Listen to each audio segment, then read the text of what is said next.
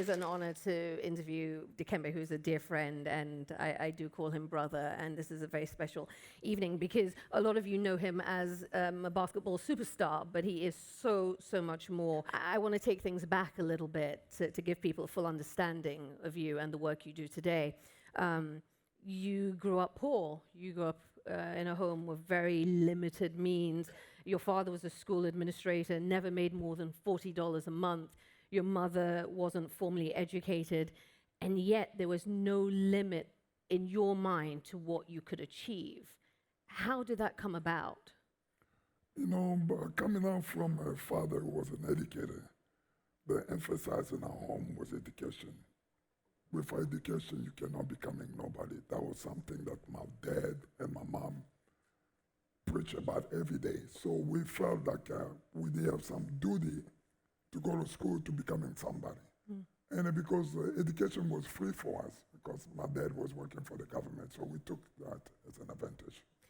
Your mother planted the seed of lending a hand to those in need. She gave safe space to basically so many people in a country where there is so much need. Talk to us about some of the things she did to make a difference. Maybe opening a door for any family member or friends or relative who didn't have no place to live or to stay will come stay with us. We never have a lunch by ourselves or dinner by ourselves. We were always surrounded with friends or family members, so we always share. And it is part of the family tradition that I'm carrying on until today. Hopefully I will pass on to my children. You grew up in DRC in this environment, as we talk about limited means, sharing, and you saw hardship up close. There were children dying all around you, children dying weekly. How did that shape your thinking about life and death?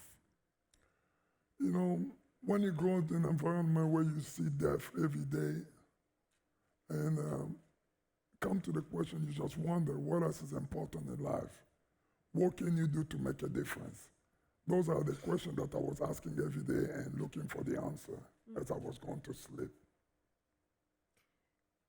Your thinking around health and hospitals in a place where children are dying with that kind of frequency, what did that look like as a child? What did you think about health and well-being and the experience of going to the hospital? You know, when I was in third grade, my dad asked me and say, what would you like to become one day? I say, I want to become a doctor because I want to help people. You know, seeing people when I was 9, 10 years old, people dying, I lost so many friends in a young age, and I say, I want to contribute, maybe going to school, studying science, becoming a doctor one day, it will help me make my community better. And I just started studying art and got a scholarship. And the scholarship came with the help of USAID. Yes, the USAID. And is this really true that you thought when you were heading to America, you were coming to a place where everyone was like 7 foot tall? You know, I didn't mind being the tallest doctor ever walked to the hospital. But my thing was, if I can go out, go to the US and study medicine, becoming a doctor, maybe I can come and change my community, make a difference. And I really didn't think about basketball that much because I didn't like basketball. In fact, the first time you played, didn't you fall and slit your chin open? Yes, when I was in 10, 11th grade, I cut my chin so bad and I told my parents I don't want to play basketball anymore. See, but sometimes it's amazing. It's amazing how things can turn around. So with that in mind, it sounds like you were pretty lousy at basketball in the beginning, clearly. You make it to the States. Yes. You get to Georgetown. John Thompson Jr., famed coach, says, you, the tall one, going down, campus, I want you to come and play for me. And you thought, what? I was like, no, maybe next year I have to think about it. And then they did give me a space too when I said that. They gave me like a year And the following year, I decided to join the basketball team. It was not easy. It was very difficult for someone who was not well known for basketball, physically and mentally. It was not easy. Everything was very challenging for me. I had to work very hard. And yet you made a success of it to the point where it became a case of let me focus on the basketball and let the medicine go. My dad didn't know that. Well, I have to excuse myself to my father when he came to the U.S. When he thought he was coming to find Dr. Mutombo. I was like, Daddy, do you know what? I didn't study science. I was studying something else. But he was a little bit shocked, but he was happy that I graduated from college. But it was not easy for me to make a decision to join the basketball team, knowing that it was going to be tough with the study and the practice and the games. But I was surrounded by good people. I did have a good coach in college, someone that I admire so much, I love as a father figure. It kind of helped us a little bit to understand that you're still going to study and you're still going to graduate, but as long as you have to do what I'm asking you. So in 1991, you're drafted by the Denver Nuggets, right? And what people don't know is that almost as soon as you got drafted, you started your humanitarian work. Really, it was basically seamless. You started going to countries and doing work.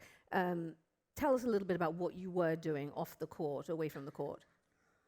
You know, when I got drafted, I knew that it was good to be in the NBA, but I knew that I have this calling about helping my people in Africa. And I was trying to see what can I do. Then I went in to join the UN, started traveling for the UN and Care International, visiting some of the refugee camp and the crisis area in the continent. And it took me a while before I realized that I want to do something on my own. Why decide to build a foundation? It's not easy work. It's not for the faint-hearted. You were already doing a lot. Why take the next step of building the Dikembe Mutombo Foundation? First, I was trying to do something that would leave my name and my legacy behind when I'm gone. You know, it was good to work traveling for Care International. It was great working for United Nations, but in the end of the day, as I was going, I felt like I was contributing to the society, but I was not having a huge impact that was making me feel so good about myself. I said, okay, maybe if I come from the country where a lot of people are dying, I always want to becoming a doctor. I always want to be a scientist. Now I'm here traveling, visiting the refugees, giving food here, helping people from left to right. How about maybe building the hospital? So when those ideas came... Where were you when the idea came? Do you remember? I think after I came from the trip from Zambia and South Africa visiting during the AIDS, HIV crisis, then when I realized that I have to do something. You wanted the hospital to be different. Yes. That was very much part of the genesis. But you wanted it to be different. How? You know, I think after my mom died, for the fact that my parents was living like 5-10 minutes away from one of the big hospitals in Congo, and they couldn't get there. And I look all those circumstances, I say maybe building a hospital would be a right thing. But I have to study that very strongly, and I have to find people who can be with me on the board, make sure that I'm doing the right thing. So I went in, talked to my cousin, who was a cardiovascular surgeon. I said, hey, I want to build a hospital. And he said, what? At first he thought I was crazy. And he said, what are you doing? Are you sure what you want to do? I said, yes, because I have to convince him and his wife that I really want to do it. Because there was like a parent's figure to me when I was living here in the U.S. And they was like, if you're going to do it, we're going to try to support you and guide you with your vision. But it was not easy. And I really want to emphasize that point about the difficulties, because you were playing full-time, you were going to games, you would take the time out before the games to take as many meetings as you could, try and beg for as much money as you could. Just, give us some insight, because I think a lot of people think when you're a celebrity and you decide you want to turn your hand to humanitarian work, people just rush to give you money, that they just open doors and say, here you go. It doesn't happen like that. Maybe it might be some of the mistake also I did made in my life. I used to think that maybe when you're a celebrity, you want to do something very big. You can just wake up in the morning, go in front of the camera and say, hey, everyone, I'm about to do this. Come on, pour a couple $1 million. It didn't happen like that. And that's the reason why you saw my wife and I spend more than 30-some plus $1 million on this project. It was not easy, but raising money, it was very tough at the beginning because nobody didn't believe in this hospital. Nobody never see the hospital built by a civilian in Africa. They were so shocked. We went from State Department, the Congress, WHO more. We went to the UN. We went everywhere we went. They used to look at me. It was like, you, the tall basketball player, you want to build a hospital? Are you serious? How are you going to run it? How are you going to fund it? Where are you going to find the doctor? Who's going to be monitoring on a daily basis? But in a life, one thing I realized, if you have a strong faith and a strong belief, and you have a highest calling inside of you that guiding your vision to get where you want to go, there's nobody who can stop you. And it was a dream to me.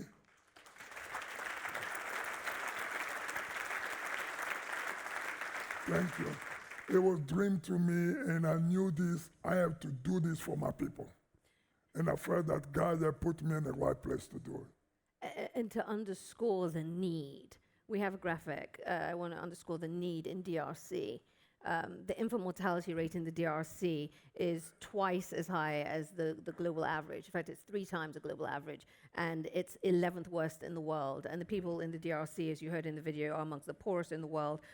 4 million plus children are orphans, so the need is huge. You decided that you were going to build this hospital. You named it after your mother, so it's the Dikembe Mutombo Hospital, and there it is there. It's a beautiful space, but part of the thinking, not only that the services should be different, was that it should look different, and that there was a sense that it's not just about the help you give people, but the way that help is packaged and constructed. Can you tell us a little bit about the thinking and why that was important, that the hospital looks the way it does? Because I believe that healthcare is a human right for everyone who lives in this world.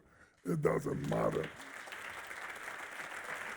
It doesn't matter if you are poor, if you are rich, or you're in the middle class level. You're supposed to have access to the healthcare system, healthcare facility. You're supposed to have access to a doctor. But where I come from, our leaders don't think about healthcare, because they know that when they get sick, they're going to go take care of themselves overseas. But people are dying every day. And I lost so many friends. I say, if I'm going to build a facility, I'm going to build a facility that's going to look like in America where I live. It's going to be something I'm going to bring back home where people think that if I go to the doctor, if I go to the Mutombo hospital, I'm going there to survive. I'm not going to die. Because in Africa, as you know, people go to the hospital, they know that they are going for dying. That's the reason why they're people never don't. coming back. They're not coming back. And I'm trying to change the mentality. It's still not easy for me. It's still very difficult until now. I continue to do campaign every time I go to Africa where people can wake up in the morning when they're not feeling well and say that I have to go to a doctor. Until now, they're not doing it, but we're getting there. The services that you provide at the hospital, pretty much, at least the frontline services, have women at the center of what you're doing, of the group you're helping. Why is that? Because our mothers are the foundation of our society.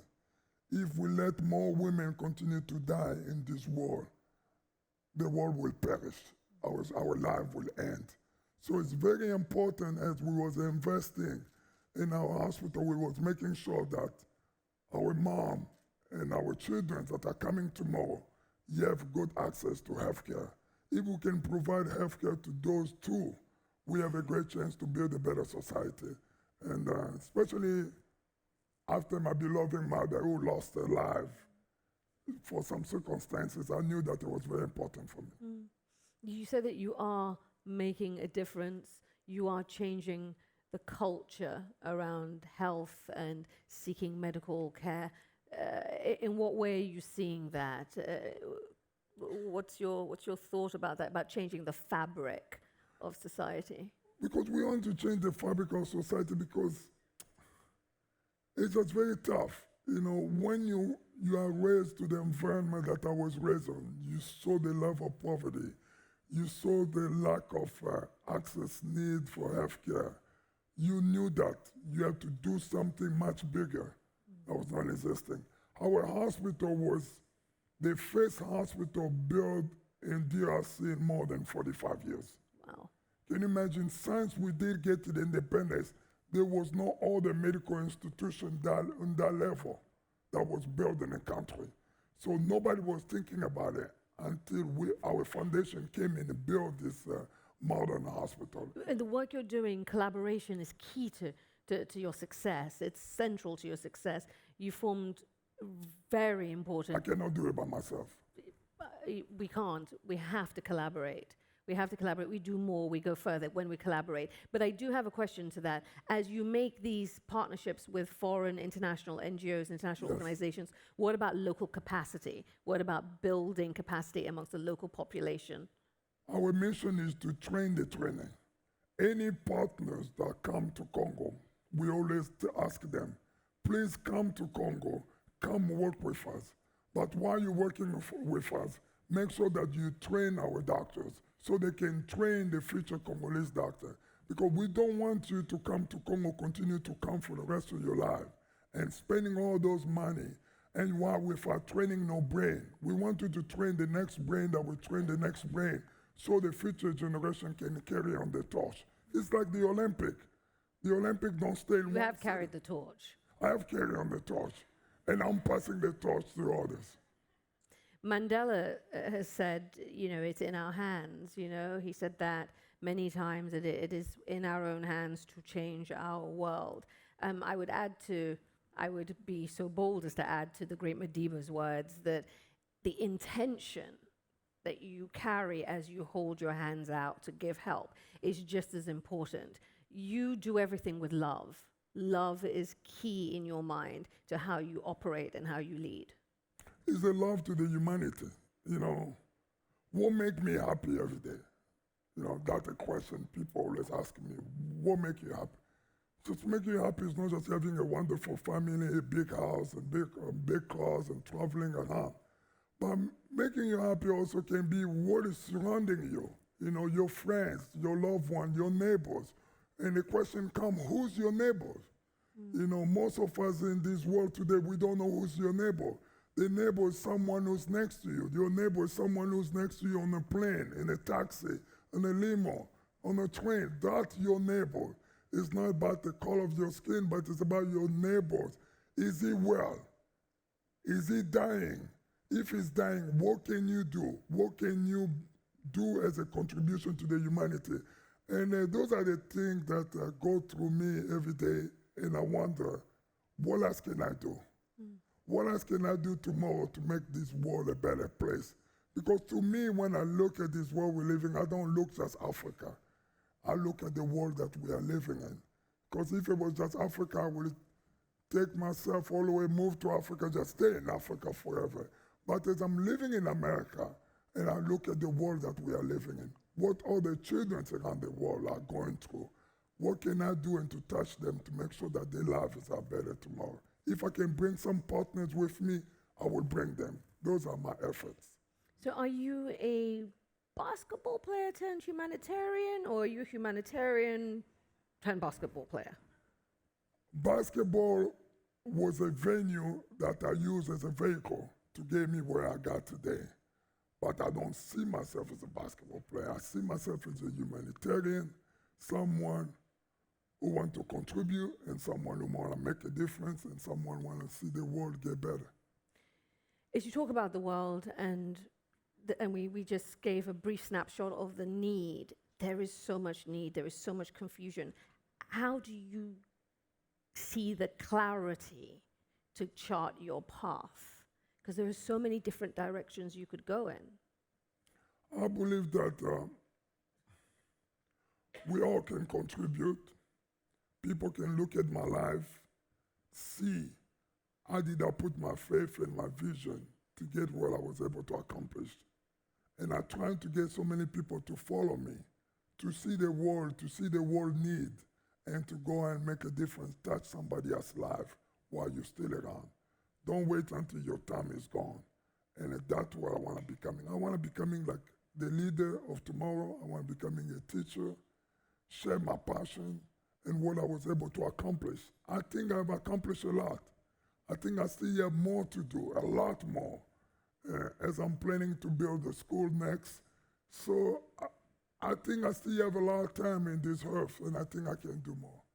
I'm going to push you on that, doing more. You mentioned you mentioned the school, which I know will honor your father and his educational efforts. But what more for the hospital? What's next? I want to take care of mostly those moms. We saw a breast cancer. It's very on the rise right now in Africa.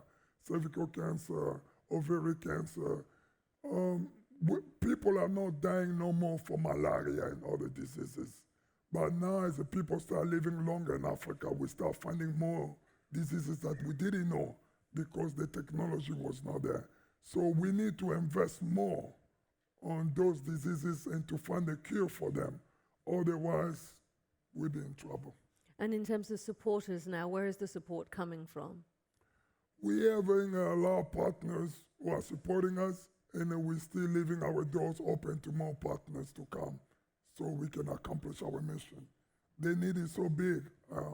We're in a capital city that is almost 80 million people, and we are serving as many people as we can. We have served already more than 500,000 people, and we think we can serve more. But anyone who wants to join us in our journey is more welcome. We are easy to be found. You know, as we run out of time here, when you talk about the need, when you talk about your vision, your mission, I wonder about the weight of expectation on your shoulders. I mean, they're very big shoulders, but nonetheless.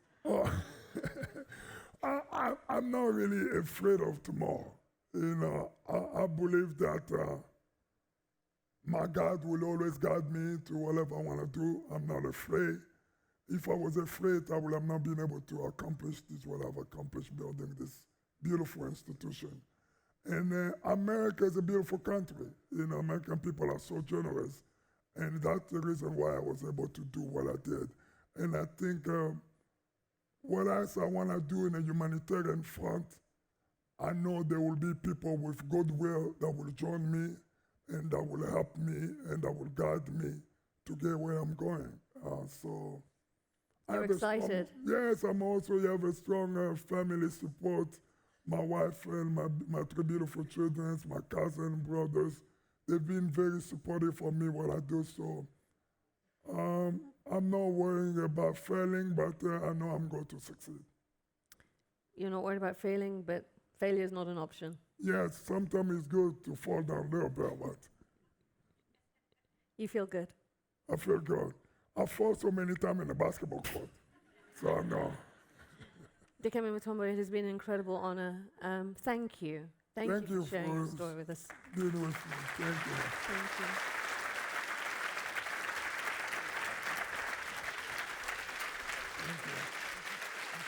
Thank you.